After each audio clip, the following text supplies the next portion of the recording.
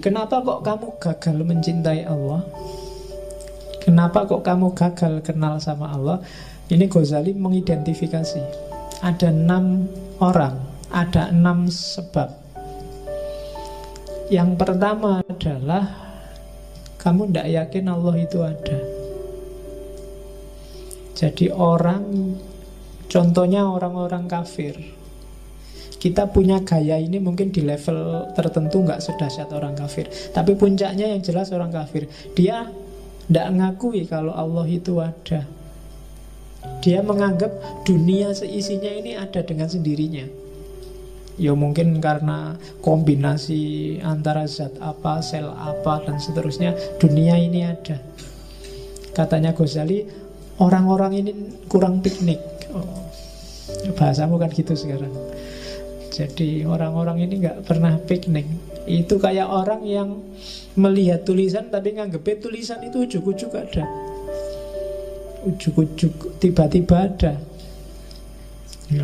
Yang nggak Jawa kan bingung kamu memahami ujuk-ujuk. Jadi ada gaya orang kayak gini. Orang yang nggak yakin Allah itu ada, ya nggak akan mengenal Allah. Kita kadang-kadang gitu kan. Keyakinan kita, Allah kan sering bilang ana inda dzanni abdi. Kalau kamu anggap Allah itu A, ya A itulah keberadaan Allah. Kayak kamu berdoa kan, kamu kan doa dikabulkan katanya Allah kan, ya sesuai keyakinanmu. Misalnya saya itu bodoh Pak, sejak dulu IP tidak pernah lebih dari 2. Ya berdoa aja supaya IP-mu 4. Tidak mungkin Pak. Ya itu hasilnya itu. Keyakinanmu tidak mungkin, ya tidak mungkin memang. Jadi Allah inda dzanni abdi. Pak, wajah saya kayak gini, apa ya bisa dapat yang cakep besok? Tidak mungkin Pak. Ayo, meskipun kamu berdoa sementara kamu merasa tidak mungkin, ya sejumlah itulah Allah masuk dalam doamu. Saya anaknya orang miskin ya Pak, apa bisa kaya? Ya. Lah kamu berdoa kaya tiap hari, ya siapa tahu. Tapi kamu nggak mungkin, ya sudah enggak. Allah intervensi sejauh keyakinanmu. Jadi kamu tidak akan kenal Allah kalau kamu memang nggak ingin kenal. Mungkin kamu merasa lebih penting kenal Rhoma Irama, Ahmad Dhani, Ahok, atau SBY atau Jokowi. Buktinya kalau ketemu salaman, kamu masukkan Facebook, kamu masukkan WA, habis salaman sama tokoh A, jejer sama tokoh B, kan gitu kamu tiap hari. Tapi kan kamu nggak terlalu wow kalau sedang, wah ini aku baru kenalan sama Allah, nggak ada. Bahkan mungkin nggak pernah ada yang bikin status begitu. Ya, kalau ada mungkin kamu langsung dibully bareng-bareng sama teman-temanmu. Dianggap Islam anyaran. Wah, Islam anyaran sih, kayak ngerti kalau ada Allah. Padahal yang bilang gitu mungkin dia juga belum kenal sama Allah. Beda loh, ngerti sama kenal. Kamu bisa merasakan bedanya. Orang yang kenal sama Allah, nanti di atas itu ada orang yang dekat. Makanya orang Islam disuruh muqarabah. Ada orang yang dekat, ada orang yang hanya tahu. Hanya tahu itu dari jauh. Mungkin kamu lihat TV, mungkin kenalmu sama Allah hari ini masih baru hanya tahu. Kalau kamu hanya tahu, Allah juga hanya tahu kamu ada. Kan Allah tergantung caramu mendekati Dia. Ada yang sudah kenal. Sudah kenal itu ya mungkin pernah salaman, pernah akrab, tapi terus ditinggal lagi. Ada yang dekat, ada yang akrab, ada yang sampai kawin. Nah, levelmu sama Allah ya silahkan kamu cermati, ada di level apa. Kalau dekat itu kan enak. Makanya kan kemarin ada status di Facebook itu, sholat nggak pernah, puasa nggak pernah, zakat nggak pernah, kok cita-citanya masuk surga. Emangnya punya kenalan orang dalam? Nah, orang dalam yang paling posisinya paling penting itu Allah. Dan Allah sejak lama sudah membuka diri, kenalilah aku. Ya kan, dekatlah padaku. Allah sudah teriak-teriak sejak dulu begitu. Ini kamu cuekin aja. Kamu baru nangis-nangis mendekat kalau pas butuh. Itu pun setengah gak yakin. Setengah gak yakin kan, ya Allah pacarku dikawin orang, apa ya bisa. Karena orang ngeluh gitu. Tapi kamu sebenarnya sedang gak yakin, apa ya bisa dia kembali lagi padaku, wong wis dikawin wong. Loh, kalau Allah mau apa susahnya? Kan ku tunggu jandamu. Loh, ning dengone aja ngono lho ya. Oke. Terus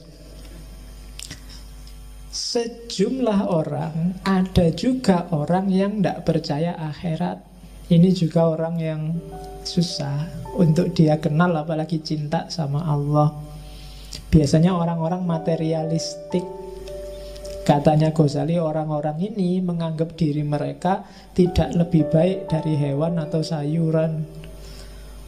Mereka menganggap diri mereka musnah begitu saja. Kalau mati ya wis entek ceritane. Ada orang yang begitu. Dan yang kayak gini ya tidak mungkin kenal Allah.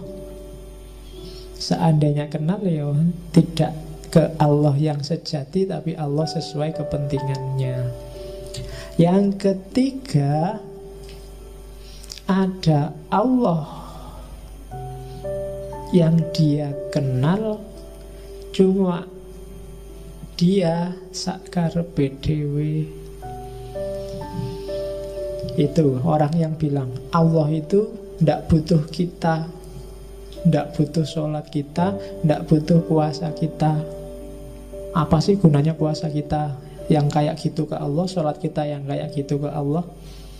Sudahlah, biar aja, tidak usah. Yo percaya Allah tapi nggak pakai ibadah-ibadahan lah. Allah emang butuh itu. Yang kayak gini juga tidak akan kenal, tidak akan sampai pada Allah. Jadi ibadah itu, sholat, puasa, zakat, itu katanya Ghazali kayak dokter. Allah nyuruh kita sholat, zakat, puasa, kayak dokter ngasih kita resep. Ya bisa sih kita cuek aja, resep ya resep. Emangnya kalau nggak tak tebus, nggak tak beli, mau apa dokternya? Ya dokternya katanya Ghazali ya memang nggak ngapa-ngapain. Cuma yang rugi kamu nggak jadi sembuh. Sakitmu permanen, cepet mati. Loh iya kan, kalau kamu nggak manut sama dokter kan itu. Dokter sudah teriak-teriak bilang, ojo ngerokok. Contohnya rokok emang kerotis. Itu hati-hati jantungmu misalnya. Alah, sejak dulu ngerokok juga ndak apa-apa. Terserah dokter mau ngomong apa. Ya dokternya nggak kena efek apa-apa. Ya yang batuk juga kamu, bukan dokternya. Yang merokok membunuhmu itu kan, di covernya rokok itu ya dirimu, bukan yang lain. Nah itu analoginya Ghazali. Oke, makanya kalau merokok yang ikhlas. Ya, jadi maksudnya ikhlas, ya Allah apapun dampaknya aku ikhlas. Biar nggak jadi pikiran. Oke. Terus ada kelompok keempat. Ini biasanya kadang-kadang dipakai pada kelompok liberal yang agak ekstrim. Jadi dia bilang biasanya alasannya HAM atau kemanusiaan. Ya kan? Misalnya itu kan, masa syariat nyuruh kita menahan amarah, nahan syahwat, nahan munafik. Loh, syahwat itu kan alami, amarah itu kan natural. Boleh dong orang marah. Seks itu kan dorongan alamiah. Kalau aku suka, dia suka, tidak ganggu orang lain, ngapain yang lain cerewet. Itu kan mikirnya alamiah kok. Nah, cara mikir kayak gini, katanya Ghazali, dia sebenarnya sama, kurang piknik. Jadi mikirnya setengah-setengah. Iya bener, itu dorongan alamiah. Agama juga nggak nyuruh mengeliminasi dorongan itu, cuma diatur. Agama cuma ngatur, akalmu juga ngatur. Biar apa? Hidupmu semakin berkualitas, hidup ini nggak kacau. Kalau kamu seks bebas rusak hidupmu. Tiap kali ketemu perempuan, ayo, oke, kamu juga oke, aku oke, ayo. Kalau ngono, iya, rusak hidupmu. Nanti nggak peduli siapa dia, yang penting gelem.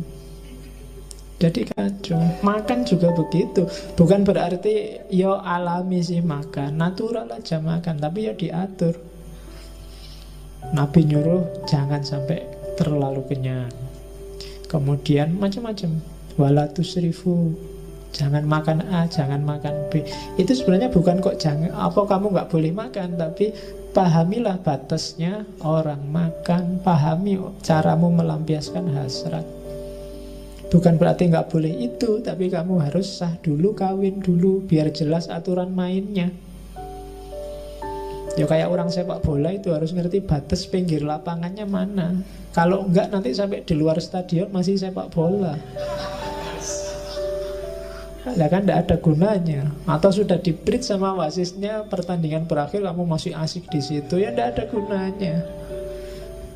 Jadi agama itu ngasih kita batas. Jadi biar kita ngerti batasnya. Yo alamiah iya. Cuma agama ngasih kita petunjuk melampiaskan yang alami itu apa. Kalau cara mikirmu kayak gitu, katanya Ghazali, ya tidak akan kenal Allah. Terus yang kelima, orang-orang yang permisif. Tiap ada apa-apa, tenang aja, Allah Maha Pengampun, Allah Maha Penyayang. Dosa dikit-dikit besok tobat, kita wujud atau dosanya rontok misalnya. Ya, bukan berarti ideologi kayak gitu keliru, tapi kalau gayamu kayak gini, kamu tidak akan bisa kenal Allah. Itu kamu seolah-olah meremehkan, seolah-olah nganggep tenang aja lah, kayak dosa ini gampang, orang tuaku itu mudah memaafkan. Orang kayak gini kan biasanya menjebakmu sendiri. Sama Allah juga begitu. Maksiat dikit-dikit, tenang aja, Allah Maha Pengampun. Agak besar dikit, ampunannya Allah lebih luas daripada dosa kita. Meremehkan. Nah itu juga trouble. Kalau mentalmu mental gini, ya tidak akan kenal Allah yang sejati. Yang keenam, ini kebalikan 5 yang atas. Orang-orang yang sok soleh. Ini juga trouble. Merasa dirinya suci. Kalau saya sudah bebas dari dosa, dunia tidak bisa lagi nggoda aku wis. Nah, itu juga katanya Ghazali bahaya. Jadi tak bacakan aja ya. Kalimatnya agak nyelekit kalau bagian ini. Jadi orang yang ngaku mencapai tingkat kesucian tertentu sehingga merasa dia tidak bisa dipengaruhi oleh dosa. Katanya Ghazali, namun kenyataannya saat orang lain memperlakukan mereka secara tidak hormat saja, mereka akan dendam bertahun-tahun. Terus jika ada di antara mereka yang tidak mendapatkan sebutir makanan yang menurutnya adalah haknya, maka seluruh dunia rasanya sempit dia dan gelap. Pokoknya nesu-nesu, merasa haknya dirampok.